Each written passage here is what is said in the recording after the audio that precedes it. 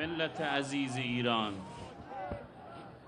سردار بزرگ و پر افتخار اسلام آسمانی شد. دیشب ارواح طیبه شهیدان روح مطهر قاسم سلیمانی را در آغوش گرفتند.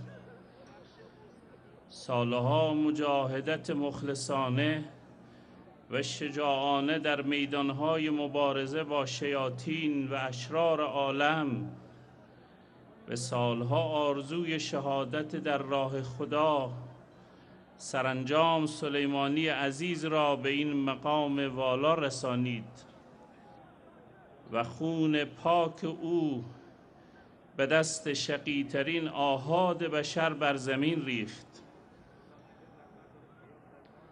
این شهادت بزرگ را به پیشگاه حضرت بقیت الله ارواحنا فدا و به روح مطهر خود او تبریک و به ملت ایران تسلیت عرض می کنم.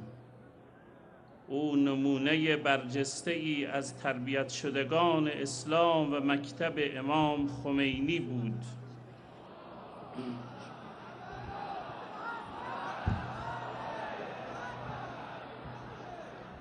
او همه عمر خود را به جهاد در راه